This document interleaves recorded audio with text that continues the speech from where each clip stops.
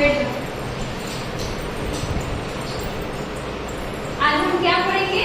जीव जंतु के बारे में। क्या पढ़ेंगे?